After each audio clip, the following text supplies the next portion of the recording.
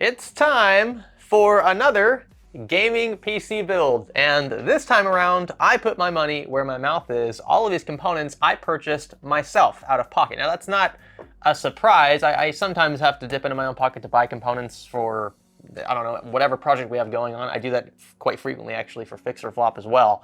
But I really wanted to take the chance here to prove to you that if I had a $700 or $800 budget, this is exactly how I would spend it for a gaming / content creation PC. Now you probably noticed right away, I went with Ryzen, and I know this is a hot topic. Obviously you're gonna have Team Blue versus Team Red, and there's gonna be a lot of infighting and whatnot, and honestly, I bought this because I got it for a pretty sweet deal. I did look at Intel, and I looked specifically at their Core i3s and their base Core i5s. A lot of really compelling options there. For gaming especially, they're going to be some of the best. But I wanted to do a little more than just game in this $800 budget, and I wanted to prove to you that that could be done in such a tight budget. So I found a really sweet combo deal on a Ryzen 7 3700X and a B550 motherboard, both brand new for just over $300 on eBay. There's nothing wrong with Zen 2, even though it is a bit older now. I think it packs a heck of a punch. 8 cores, 16 threads, for a pretty sweet price. Now you might have noticed this board here is not the one included in the bundle. That board is an Asus board, I think, but we're just gonna roll with this because I'm waiting on those parts to arrive. There were some shipping issues there, so just another risk with eBay. We'll repurpose that motherboard for some other project. Nothing wrong here with 16 gigs of 3200 megahertz Corsair Vengeance LPX DDR4. You can get this stuff dirt cheap nowadays. I found a pretty sweet deal on this 710 watt 80 plus bronze EVGA power supply. Pepsi, could you, yeah, thank you, give us some room. This is probably not my first choice for a unit, but in this price range, I think it was the best I could do. It's still 80 plus certified. It does come with a decent warranty, and it gives us plenty of wattage for potential upgrades down the line. For storage, I found a pretty sweet deal on a 1TB WD Green NVMe SSD. Really fast reads and writes. I think it's plenty for the job. It's not Gen 4 capable, and our platform actually supports Gen 4, but it's good enough. And our last two components, obviously we've got our case. We need a case. You could run it in like a shoebox, but it wouldn't really be befitting of an $800 budget now, would it?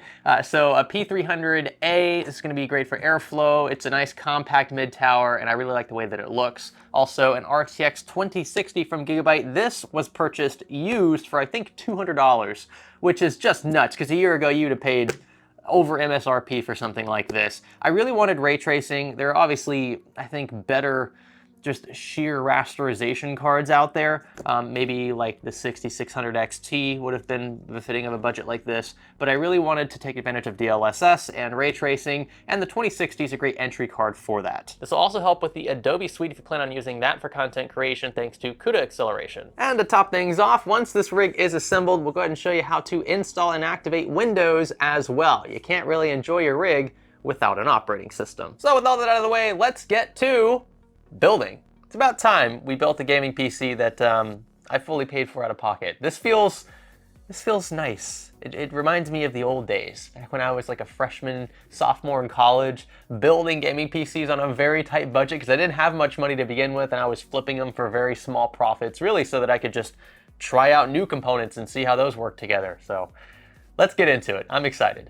If you're tired of staring at the same Activate Windows watermark over and over, then be sure to check out VIP SCD Key. They're running a Black Friday discount of 30% on Windows 10 OEM keys, which work nearly the same as retail keys, but for a fraction of the price. Activating Windows will give you access to free Windows 11 upgrades as well, custom wallpapers, and a few other benefits. To get started, simply click the link below and hop on over to their product page. Be sure to select the version of Windows you currently have installed, whether it be Home or Pro, then click Buy Now. Then be sure to use our Black Friday offer code. That's GSVIP. Don't forget it, GSVIP, for a special 30% discount at checkout, bringing your total to around 15 USD. It's literally that simple. You have your product key available in a few seconds, at which point you can follow through with the activation process, which we'll detail later in this video. But don't worry, it's super simple. Find other great deals as well at VIP STD Key, including Microsoft Office, via the links below. Oh my gosh, look at this. It just pops right back up. No hair products, nothing. It just does this. I'd like to have longer hair. I mean, at least try it. If I don't like it, I can just cut it, right? But this is proving to be difficult. Anyway, let's jump straight into the build, starting first here with this motherboard. When picking a motherboard, especially for Ryzen, you want to make sure first off that the BIOS included out of the box supports your CPU natively, and if it does not, you'll want a board that has a BIOS flashback or equivalent function, which means you can update the BIOS without a CPU installed. You also want to make sure, obviously, that you select a board with the features that you want. What a beauty. Gigabyte always does a good job with board aesthetics, in my opinion. Wouldn't be a true PC build without a good old plastic peel, eh? We're gonna gently drop our CPU into the socket, like so, and lower this retention arm. I'm gonna spread some Cryonaut Extreme over this CPU just for the lulz. This stuff is actually pretty hardcore, but you could get by with the stock paste over your cooler if you so desire. But yeah, so we can save on cooler cost by using the stock cooler, and there's nothing wrong with this one at all. And the fan is powered. Next thing to tackle is RAM. It's pretty straightforward here. We're gonna start with slots 2 and 4 as denoted by our board.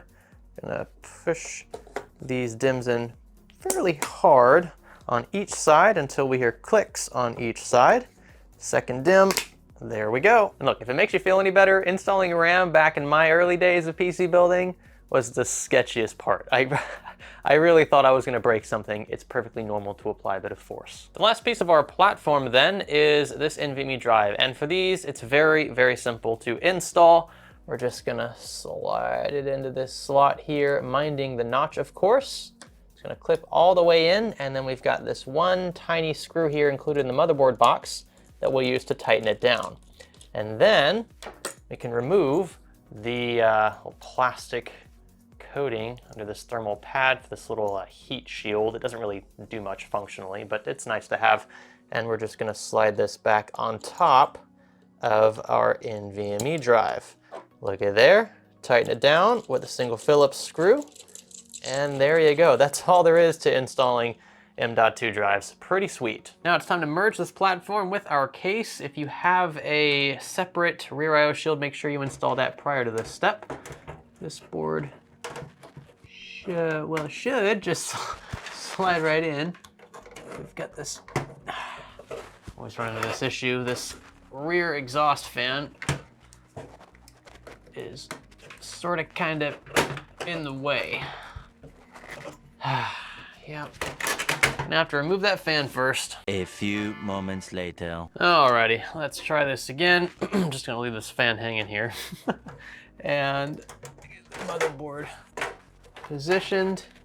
It's a lot easier doing this with the case sitting down, by the way. Having it stand up because it looks better for the camera. All right, and there is some basic wiring taken care of. Not a bad looking rig so far for something that costs less than $800. This is a pretty sweet start. Granted, again, the motherboard will be slightly different. I just found out that the motherboard is arriving today. Like the day we're filming is, yeah, when it's supposed to show up. Anyway, I still think that it looks really good as is. The P300 is doing a heck of a job cleaning things up for us. I really like this case. So now let's go ahead and get the power supply in here. We've already taken care of storage because that's already in the motherboard. And what else? What do we have? Power supply, graphics card. Is that it? It's literally just those two things left? Gee whiz, this is going by fast. Now, do bear in mind, if you choose the P300, one of the drawbacks is gonna be obviously depth. So you're not gonna be able to fit a very large power supply in here along with the hard drive cage. Thankfully, you can remove this if you're not using a 3.5-inch drive. I really don't anymore unless I'm testing Steam games on, say, a different rig. But for our purposes here, I'm gonna go ahead and leave it in just to show you that smaller form factor ATX power supplies will fit. It's one of the reasons why I like this 710 BP so much. This thing has a super, super small footprint for standard ATX power supply. It is definitely on the shorter side. It's not modular, so that's one of the main drawbacks, but it's extremely, extremely compact, meaning it'll fit in pretty much any case you throw it in that supports ATX power supplies. So we're just gonna wiggle this thing on in here and tighten it down like so. 8-pin EPS, check. 24-pin, check. And I don't even think we need SATA power. I think we're good as is. It's just the 24-pin, the 8-pin, and then what we're gonna need for our graphics card.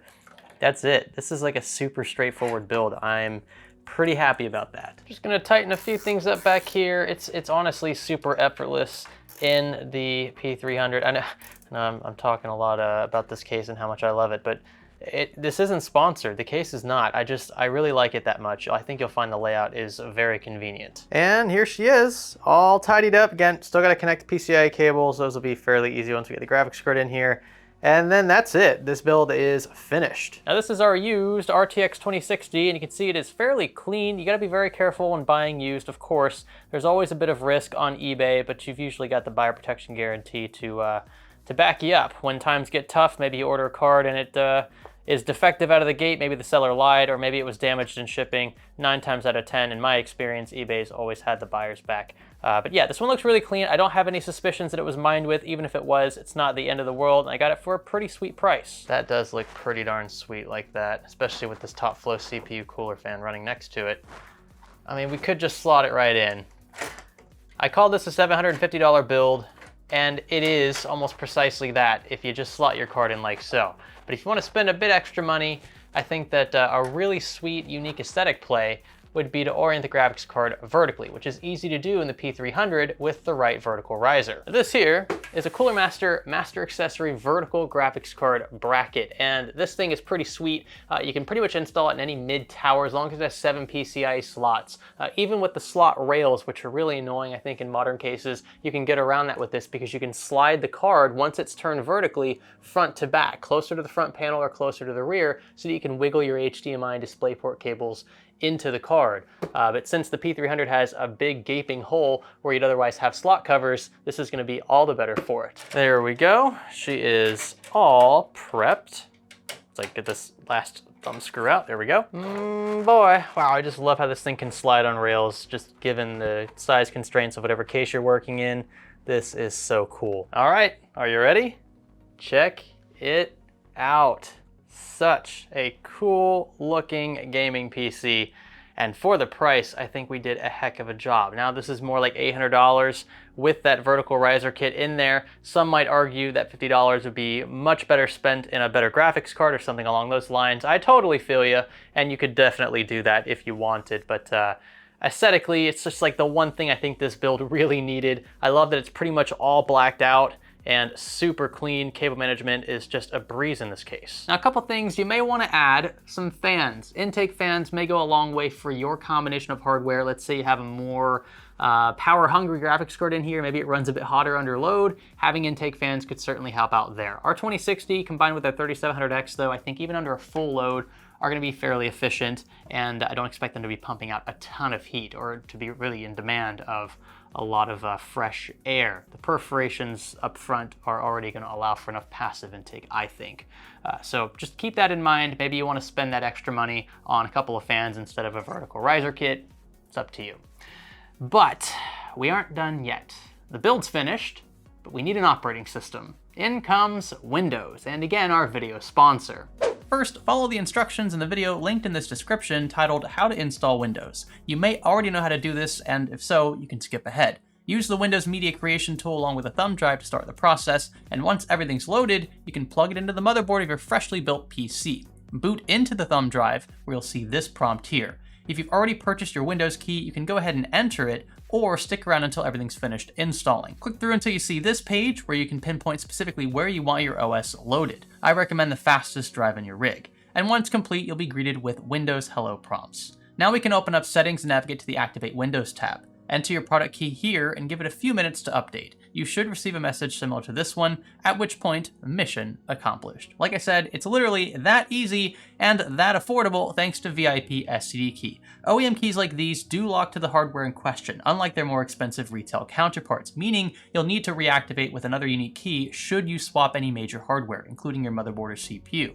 But unless you're like me, you know, because I swap every week because I have to for a living, a single key should last you several years. Remember to use our unique Black Friday offer code at VIP SCD key, that's GSVIP, when shopping during this holiday week to save 30% on your favorite software, including Windows 10, 11, and Microsoft Office. With that, let's jump straight into some games. I don't want to leave you hanging. This system is more than capable. Starting first with 3D Mark Time Spy, I like to use this because it will show us how our system stacks up to the competition. All submitted results will be weighed against our score here, and you can see the game, the playback, it's not really a game, but the playback and the benchmark is extremely smooth. This being Time Spy, it means that we're actually playing this in 14 1440p, and our score, just under 8,000, puts us at just under 50% of all submitted results, which means that our system actually blends in quite nicely. It's an average build, but for a sub-average budget. Again, under $1,000, I think this is a home run, frankly. A really good score considering how much money we've spent. Next up, a practical application, Dirt 5. This game in 1080p with medium and high settings kind of mixed about.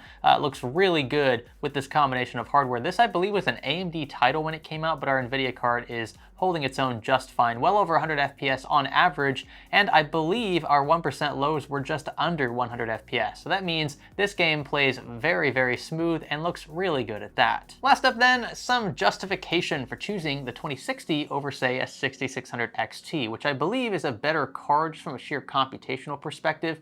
The RTX 2060, however, has those Turing and RT cores baked in, so we can get some pretty sweet ray tracing action depending on who you ask, and find it not worth it at all. I actually happen to be in that boat, but what I really think this card benefits from is DLSS. And a lot of titles like Shadow of the Tomb Raider here, you'll find you can actually run at higher resolutions than you otherwise would have at very acceptable frame rates. We're peaking at just under 100 FPS, and this is in 4K 100% scaling. We're not scaling back the resolution at all, and we're mixing in some medium and high settings. Pretty darn good. I mean, this looks really clean for a card that we only spent $200 on. Again, Shadow of the Tomb Raider is no slouch. It takes quite a bit of power to keep the frame rates up in a game like this.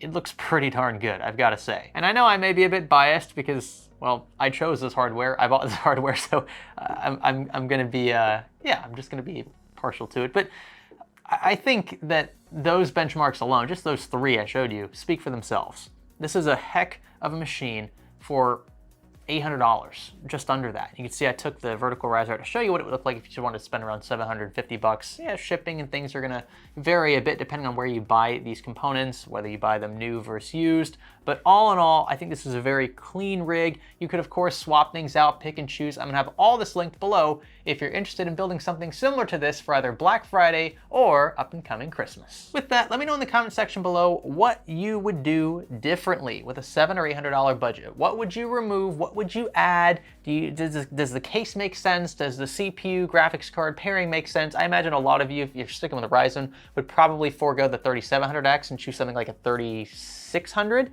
and then you could possibly squeak out an RTX 2070 or 2070 Super.